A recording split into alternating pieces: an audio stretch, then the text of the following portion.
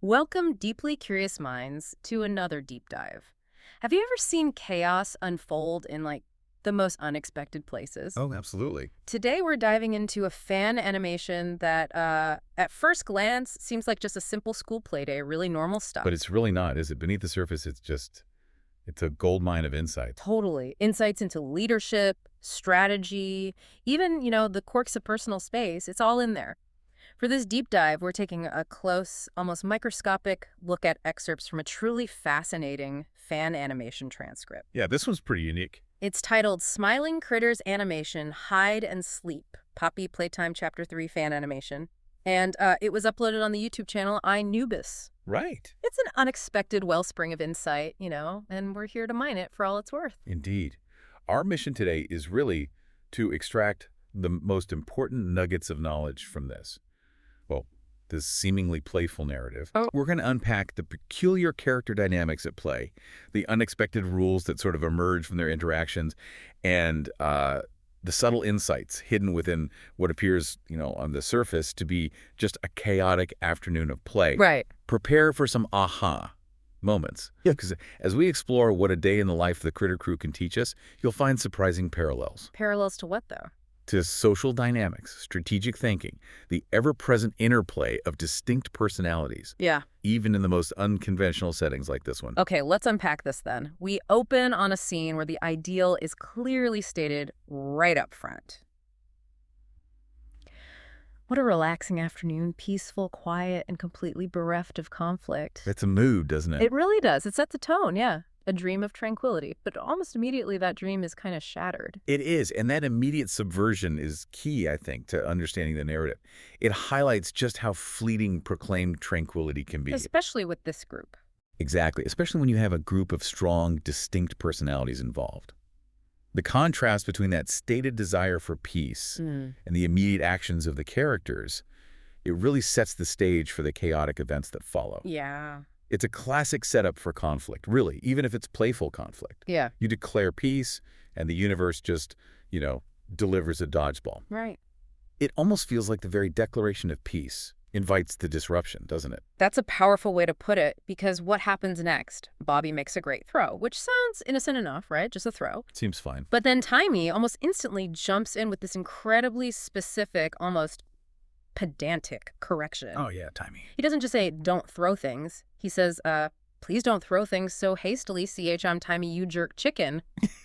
Yo, Miss D, check out this awesome prank I pulling Hoy while she was asleep. That's not funny. Kicking us.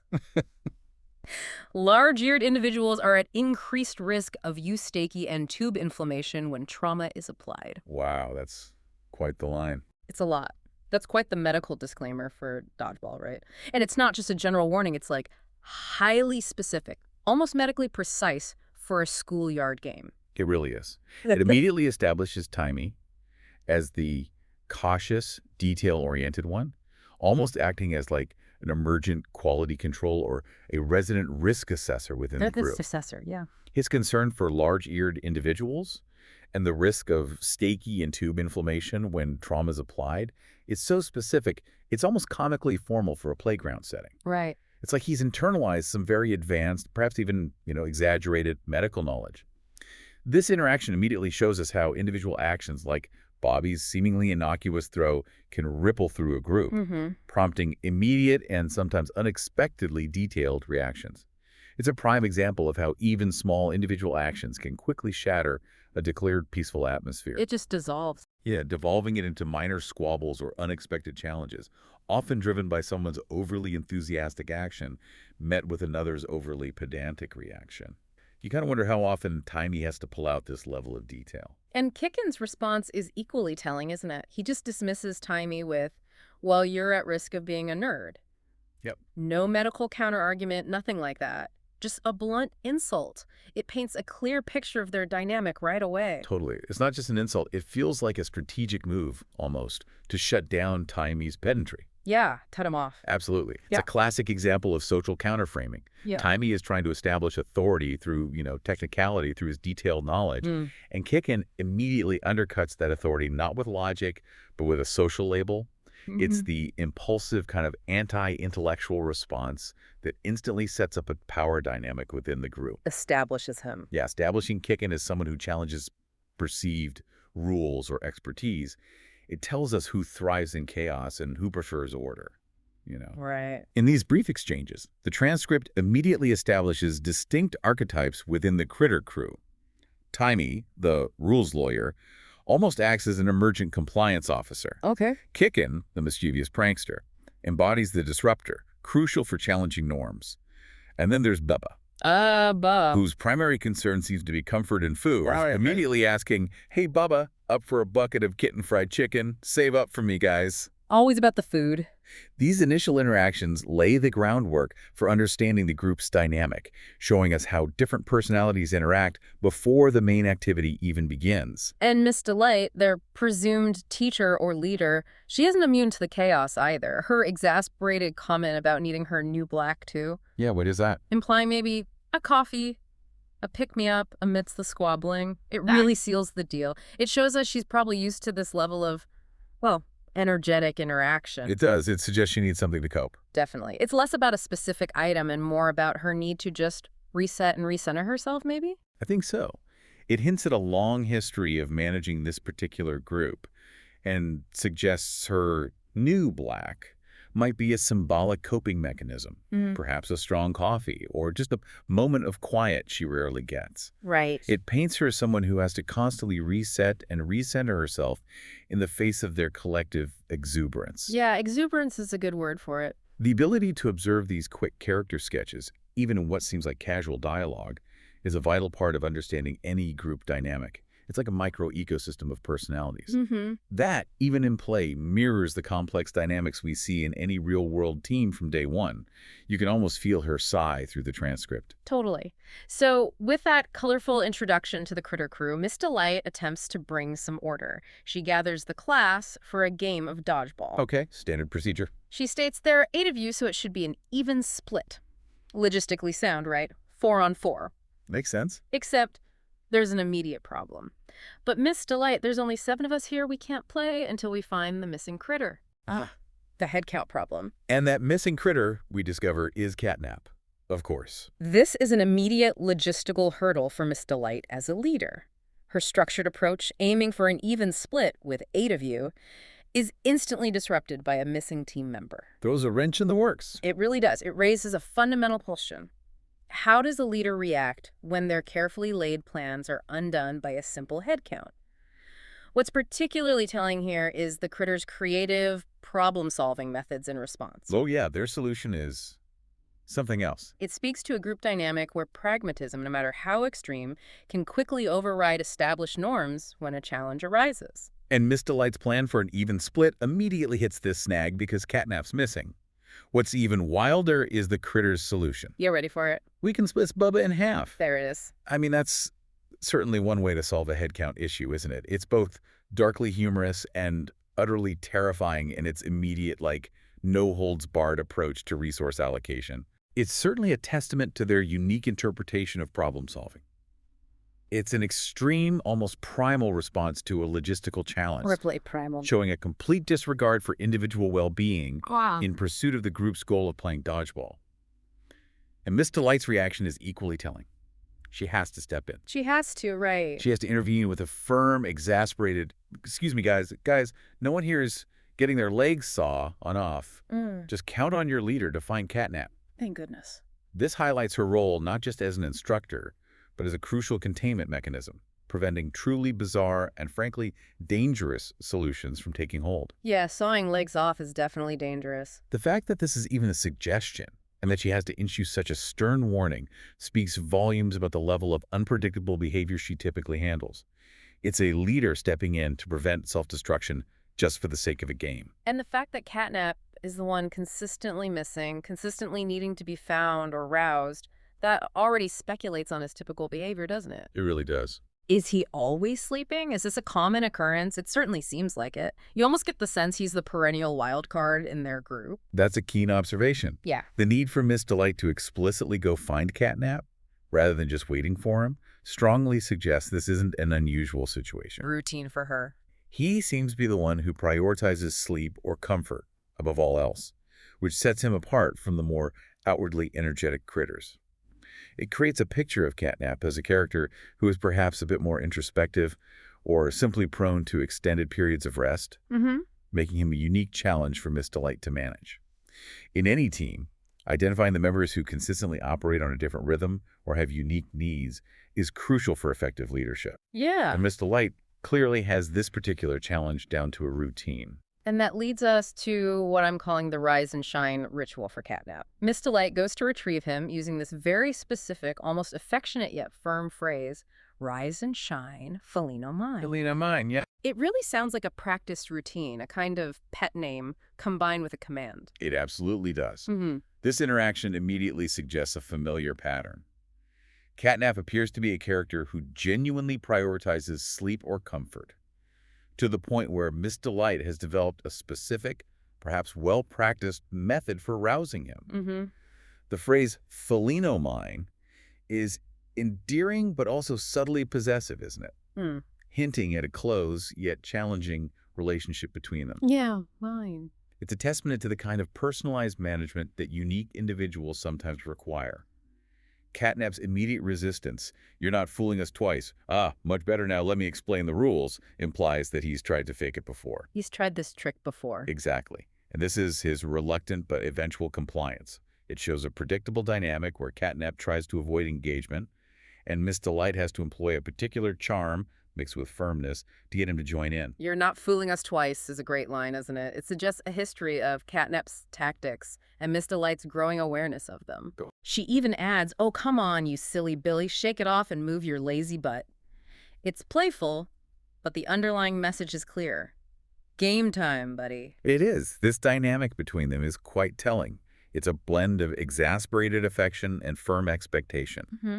It sets CatNap up as a character with a strong will, even when it comes to something as basic as waking up. It shows that even within a seemingly uniform group, individual personalities can create unique management challenges. Need different approaches. Exactly, and require tailored approaches. And with CatNap finally present, the stage is indeed set. But the rules Miss Delight unveils for dodgeball are, shall we say, not what you might expect for a children's game. Oh boy, here we go. And here's where it gets really interesting. Miss Delight starts explaining the rules of dodgeball, but her description of the ball itself is chilling. Yeah, this is intense. It's not just a foam ball, it's a rock-hard vessel of pain. That's the quote. A vessel of pain. Wow. And she explicitly details its potential. You can bruise, skin shatter bones, even damage vital organs. Why, with a strong and precise enough impact, you could permanently disfigure or even murder someone. Murder. She said murder. Yes, murder.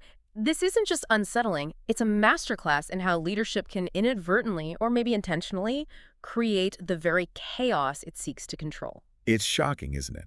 The sheer disconnect between dodgeball and Miss Delight's almost clinical graphic breakdown of its potential for horrific injury. It's like she's describing a weapon, not a game piece. Exactly. This profound contrast forces us to question the nature of this world and her teaching methods. Is this meant to be dark humor? A gross exaggeration to instill fear? Or does it reflect a deeper, unsettling reality within their universe? Hard to say. The explicit graphic details of injury and death are shockingly macabre for a school game. It almost feels like a warning from a seasoned veteran of a very, very dangerous playground. It shows us a critical insight.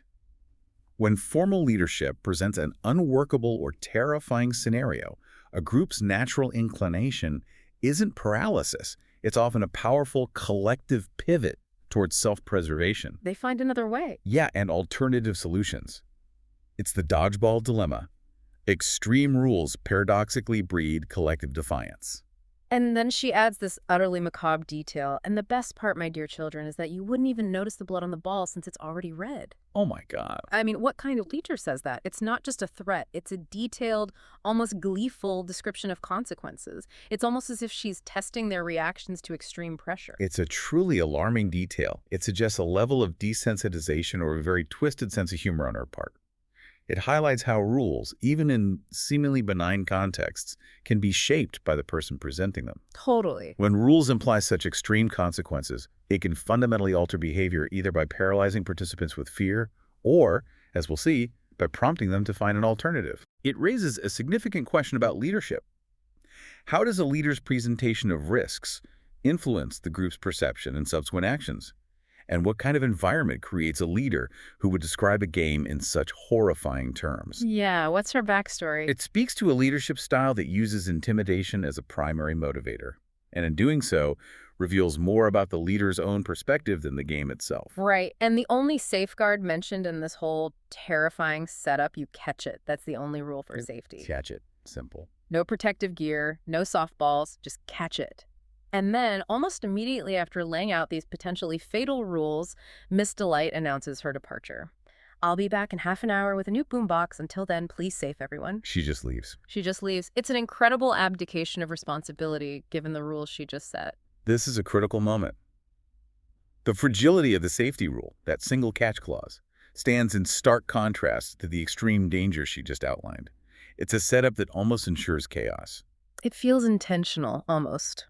And then, her casual departure, given the incredibly high stakes she just laid out, raises serious questions about her judgment or her true understanding of the critter's capabilities and impulses. It's a bizarre display of trust, or perhaps Negligence. a severe lack of responsibility. Yeah. What are the implications of leaving a group of impressionable individuals with such dangerous rules and minimal supervision? Yeah. It immediately creates a power vacuum and an opportunity for the group to take agency and redefine their own game.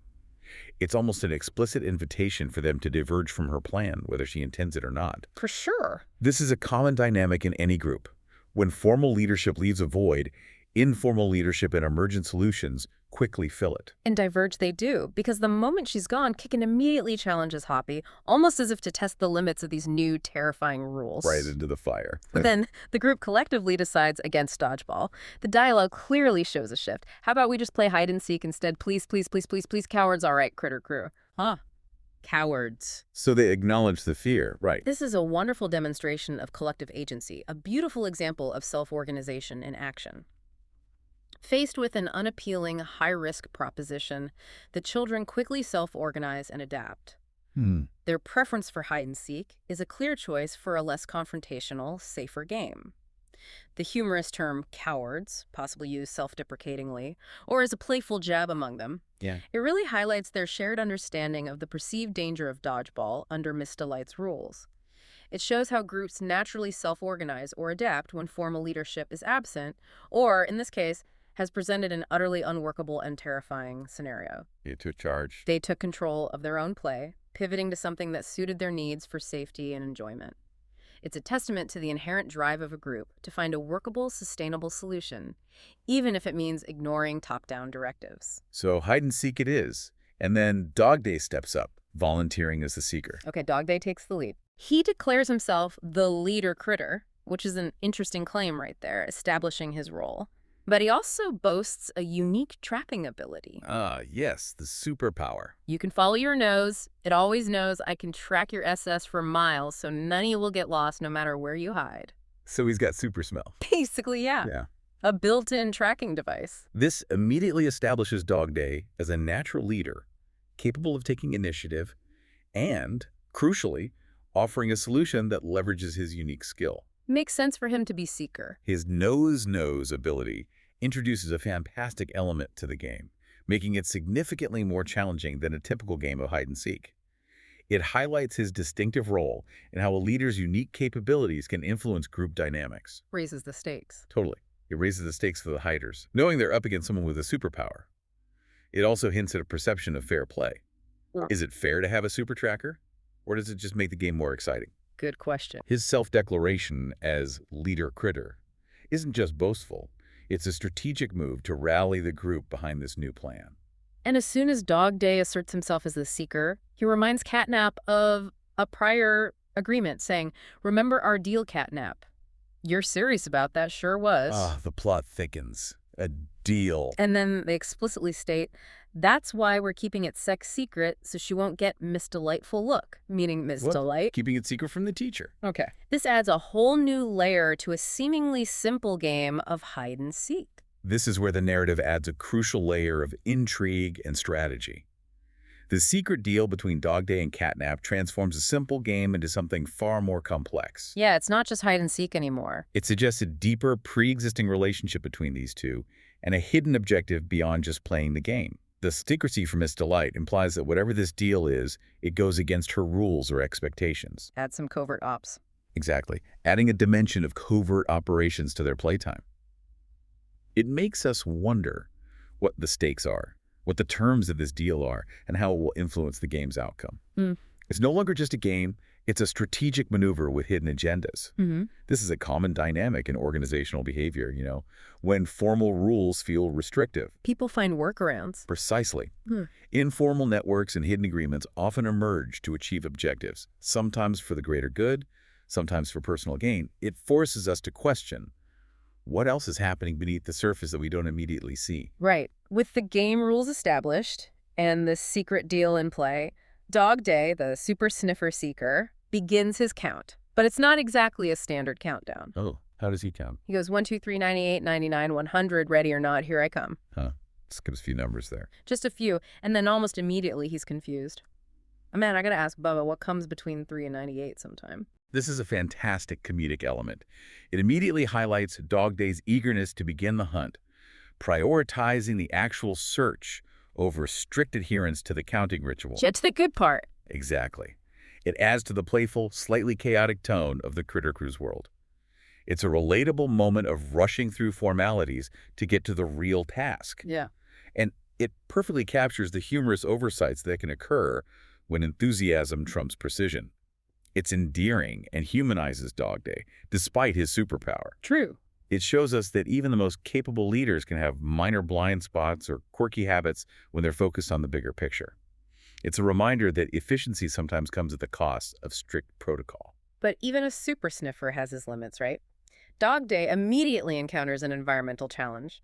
Can't smell anything through all this pollen, you poor thing. Ah, the pollen. Nature's countermeasure. And then CatNap, the one he's trying to find, offers what appears to be help.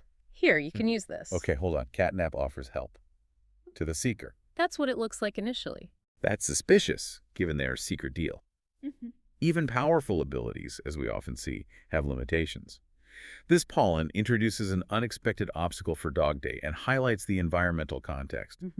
It's a moment of vulnerability for the self-proclaimed leader critter. But what's truly fascinating is CatNap's intervention. Is his help genuine? Or is it a strategic move? Gotta be strategic, right? Given that CatNap is the one trying to remain hidden for a wager, it's highly probable this isn't genuine help. It could be a nasal spray to counter DogDay's scent, or perhaps a diversionary scent to throw him off. A sabotage. This immediate introduction of a counter strategy makes the game significantly more complex. It adds another layer of tactical thinking, turning it into a true test of wits, where one's strength is met with another's cunning. As DogDay continues his hunt, he has some truly peculiar encounters, like really weird moments. Oh, do tell. There's the moment with Crafty, now Stupid Thorn, and an interaction where someone got red inside and the query, can I borrow some? Got red inside. What does that even mean? No idea. Then confusion about the game rules regarding running. Wait, I thought I was supposed to run. Your game is Weird Dog Day, and eventually the capture of DogDay. These mini interactions are vital. They add texture and surreal humor to the whole thing. The red inside comment is particularly intriguing and ambiguous. Is it physical, like blushing, or metaphorical, like anger? Or something else entirely in their world. Given the bizarre nature of this world, it could even be a unique critter physiology, something internal becoming visible. It highlights the bizarre nature of their world where even mundane observations take on a surreal quality. The discussion about running also highlights varied understandings of the game rules, even after DogDay tried to lay them out. It shows how individual interpretations can create unexpected moments and confusion in any group activity. Yeah. It's a reminder that what seems clear to one person might be entirely ambiguous to another, leading to these quirky, almost non-sequitur exchanges that ultimately slow DogDay's pursuit. And speaking of unexpected moments, there's a surprising, almost out-of-place math lesson that pops up. A math lesson, mid-game. Yep. One critter struggles with a 2 + 2 2 problem, leading to a quick PEMDAS lesson. You always got to follow PEMDAS parentheses first, then next opponents then. PEMDAS, order of operations. Wow, this is immediately followed by a tortoise and the hare analogy used to justify strategic resting. Okay. Just take a rest. You've had such a long day and you deserve it. Hey, that's cheating. And gotcha M, chicken leg, easy peasy lemon squeezy. So they use the fable to justify resting, and DogDay calls it cheating. Exactly. And then catches them anyway. This provides a wonderfully humorous and relatable interlude. It shows how learning can pop up in the most unexpected places, even mid-hide-and-seek. Right. The PEMDAS lesson is a clear, quick, teachable moment about fundamental principles. And the tortoise and the hare reference is a clever, if self-serving, use of allegory to justify a strategic pause. Very clever. While DogDay perceives it as cheating, the hider uses it as a tactical justification for conserving energy, highlighting different approaches to strategic thinking within the game. It adds a layer of intellectual playfulness to the overall chaos, demonstrating that even in a seemingly simple game, complex reasoning can emerge. It's about knowing when to sprint and when to pace yourself. A lesson for life, really. Absolutely. A lesson for any long-term endeavor. All these interactions are leading us to the big reveal, the twist involving CatNap and his unique abilities, and it begins with another baffling detail: the mystery of the wax chicken leg. The what chicken leg? The wax chicken leg. Someone is captured, identified as M chicken leg. The source of this chicken leg is unknown, with the line, "I've never seen the cafeteria selling them." Okay, so it's not actual food. Doesn't seem like it. Then it's revealed that Hoppy had a wax chicken leg when captured, leading to the bizarre outcome that my legs were worms. You can't hop with worms for legs. You can't hop with worms for legs. Worms for leg. Worms for legs. This is deeply surreal. This is, without a doubt, one of the most perplexing and surreal details in the entire transcript. What is a wax chicken leg? Why did Hoppy have it? Right. Given the later reveal of CatNap's sleep gas, one interpretation is that it's a sensory decoy, maybe. A physical manifestation of a prank designed to throw DogDay off by masking Hoppy's scent. Okay, that makes some sense. Or, and this is where it gets truly unsettling, it could be a psychological weapon or a hallucinatory effect induced by Hoppy's own anxiety about being caught, making him perceive his legs transforming into worms. Wow. That's dark. This dual nature, part physical prop, part psychological trigger, adds to the bizarre genius of their world. These surreal elements contribute to the overall peculiar tone, making us question the reality within the animation. It's not just a game. It's a world where the bizarre can become real and deception can take physical form, impacting physical states. It's a fantastic example of a narrative element that prompts deep speculation. And that leads us directly to the revelation about CatNap's sleep gas, because that's involved here, too. Oh, the sleep gas. Okay. DogDay explicitly states he used CatNap sleep gas on Hoppy, but crucially, the gas caused nightmares because, get this, no CatNap around to stop it from causing nightmares. So CatNap's presence prevents nightmares from his own gas. Apparently. And this was retribution for sneaking up on me and stealing my wax chicken leg. So the stolen wax chicken leg was the catalyst for the gas attack and the nightmares. This is a pivotal reveal, tying together several disparate, bizarre elements. It shows that CatNap possesses a potent ability not just to induce sleep, but also to prevent the negative side effects, like nightmares. He's the antidote to his own weapon. Exactly. This highlights the critical importance of the expert CatNap himself being present when using specific tools or abilities. Yeah. DogDay, acting impulsively out of retribution, Yeah, payback. used a powerful tool without the necessary counteragent present, leading to unintended and negative consequences for Hoppy. It's a powerful metaphor, really. For what? For the critical importance of understanding not just how to use a tool or a capability, but its full implications, its dependencies on other elements, or indeed other individuals. Like needing the expert around. Precisely. It emphasizes that power, without proper oversight or the necessary mitigating factors, can have severe unintended consequences. It also confirms a prior conflict regarding Hoppy and the wax chicken leg, suggesting a deeper social history. Right. There was already beef over the chicken leg. Seems like it. A whole system of justice among the critters, maybe.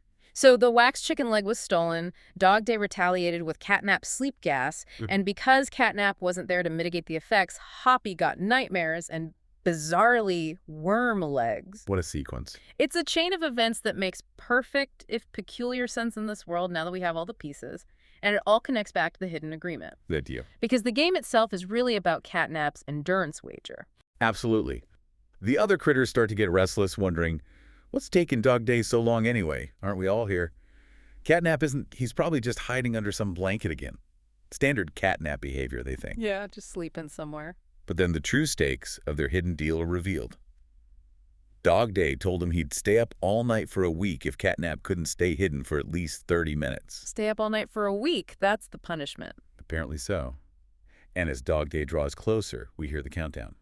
5 minutes left. Oh, the tension. This is the core of the hidden deal, transforming the game into a high-stakes test of endurance and strategic hiding for CatNap and persistent seeking for DogDay. It highlights CatNap's deep-seated motivation. He really doesn't want to stay up. Exactly. To avoid the stay-up-all-night punishment, which for someone who prioritizes sleep would be a truly terrible fate. The entire game hinges on this one, secret wager. It turns a game into a personal trial, showing how individual motivations can shape group activities in profound ways. The tension builds as DogDay nears that 30-minute mark. And then he finally finds CatNap, calling out, "Here, kitty, kitty, kitty, you can't hide from me. I can smell the lavender all over this place." Lavender, okay. CatNap's signature scent, maybe. Could be. But CatNap appears unresponsive. "CN, wake up, buddy. Oh, do you need CPR? Probably a bad idea." "Oh, I know. Clear. Oh, CatNap." He thinks CatNap is unconscious. Or worse. Seems like it. And DogDay's reaction is immediate, a profound expression of regret. He sounds genuinely panicked. This is a pivotal moment, showcasing DogDay's empathetic side and a key character arc. His competitive drive to win the bet immediately yields to genuine concern and a strong sense of responsibility for CatNap's well-being. He flips instantly. His frantic attempts to revive him, his self-correction about CPR being probably a bad idea, and his eventual heartfelt apology are truly striking. He expresses genuine remorse. What does he say? "I'm sorry I shouldn't have played so rough with you and all the other critters too. Please wake up and I'll always go to bed early, I promise." Wow. I'll always go to bed early. He gets it now. His promise to always go to bed early is a direct reflection of his newfound understanding of CatNap's fundamental need for rest and his role in potentially depriving him of it. It beautifully illustrates the importance of empathy and accountability in leadership. Yeah. Even after pushing limits for a competitive goal, a true leader recognizes the well-being of their team members. This is a moment where DogDay transitions from merely being driven to being more compassionate. But then, the twist. Because CatNap wasn't actually unconscious. The fake out. Exactly. CatNap reveals he merely tricked DogDay by feigning unconsciousness. He then explains his strong motivation for hiding so well, which is an interesting perspective on his own leadership. What's his reasoning? He says, "I had to do something. I'm the leader who gets everyone up and playing. I'm not doing my job right if I just let you sleep all day." Wait, he thinks he's the leader who gets everyone up, the sleepy one. That's his perspective. So CatNap, the one who constantly needs waking up, sees himself as the real motivator in the group. This is CatNap's moment to shine, revealing his cunning and his own unique yet equally strong sense of responsibility. He views his role as a leader very differently from DogDay. Completely different styles. While DogDay leads by active pursuit and initiative, CatNap defines his leadership by ensuring the group's activity or engagement, even if it means using unconventional or even manipulative methods like pretending to be knocked out. He perceives DogDay's threat of staying up all night not as an unfair punishment, but as a necessary catalyst to get DogDay to do his job of getting everyone up and playing. Wow, okay. That's twisted logic, but I see it. It highlights how different leaders define doing their job right, and how their individual strengths and priorities shape their leadership style. It's a fascinating look at the trickster archetype in a leadership role. The trickster leader. Someone who uses indirect means to achieve a desired outcome for the group. And what's truly wonderful is the reciprocal leadership and mutual respect that emerges from this. DogDay acknowledges CatNap's unique approach. Even after being tricked. Yeah. While still playfully critiquing his sleep habits, he says, "And I wouldn't be doing my job right if I let you guzzle coffee, bang on pots and pans all night, and deprive yourself of the energy to do yours. I guess you can be a pretty good leader, too, in your own catty way, CatNap." In your own catty way. Huh. That's perfect. It's a moment of profound understanding between two very different personalities. This is a beautiful moment of mutual respect. It Yeah. highlights the invaluable insight that effective teams often involve complementary strengths and a willingness to acknowledge diverse leadership styles. They balance each other out. DogDay recognizes CatNap's cunning and his ability to motivate, even if it's through less conventional means. And CatNap, in turn, seems to value DogDay's role in energizing the group. Leadership isn't one size fits all. Definitely not. Recognizing and appreciating different leadership styles, understanding how they complement each other, can profoundly strengthen a group or team. It's a sign of maturity in their dynamic. It's about realizing that sometimes the person who challenges you the most is also the one who understands your intrinsic motivations best and can push you to be better, even if it's in a catty way. Just as this moment of mutual appreciation unfolds, guess who's back? Oh no, Miss Delight, with the boombox. With the boombox. She immediately questions the changed game. DogDay, have you changed the game without your teacher's permission again? So this is a habit for him. Again, yeah, he's done this before. She initially threatens so much homework, but then CatNap, perhaps surprisingly, takes responsibility for the shift to hide and seek. CatNap steps up. Wow. And because of CatNap's willingness to try new things, Miss Delight's lessened punishment is merely an early test. An early test. Yeah. Instead of homework. Yeah. It's an interesting display of adaptable leadership from Miss Delight, isn't it? She's strict, but flexible, maybe? It truly is. Miss Delight reasserts her authority, but what's surprising here is her unexpected degree of flexibility and recognition for initiative. CatNap taking responsibility seems to genuinely impress her. Yeah, honesty pays off. It showcases that even a strict leader can appreciate calculated risk-taking and honesty. The early test is a clever way for her to maintain control while still acknowledging the learning experience that occurred during the self-directed play. It's a nuanced display of leadership, blending discipline with an openness to innovation, a balance between structure and allowing organic learning to unfold. The scene then abruptly shifts. To the next day. Yeah, to, good morning, class. Good morning, Mister. Are you ready for a terrific test day? And we learn CatNap's absence is explained by night classes. Night classes, okay. This transition from informal play to a formal test with the mention of night classes and CatNap's continued need for specialized learning abruptly grounds the fantastical narrative in a more real-world context. Back to reality. It's a clear reminder that even when rules are bent, formal learning and assessment still loom. And the final line from Miss Delight really ties it all together, doesn't it? What does she say at the end?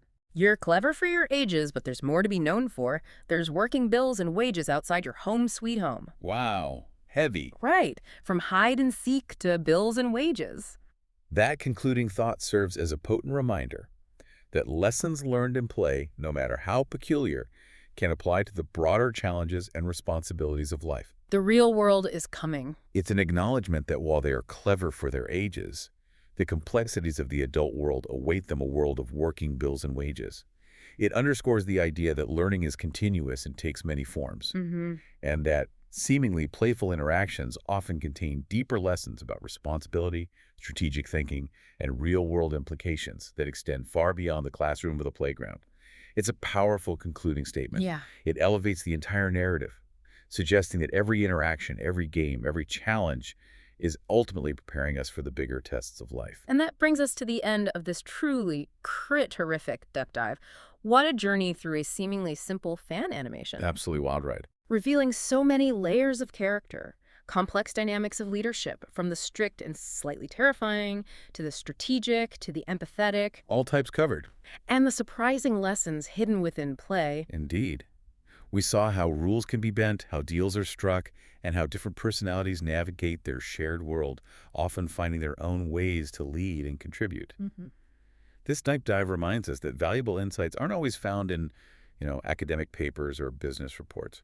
Sometimes the most telling lessons about teamwork, conflict resolution, leadership nuances Can come from cartoons. can emerge from unexpected places, like a fan animation about critters playing hide and seek.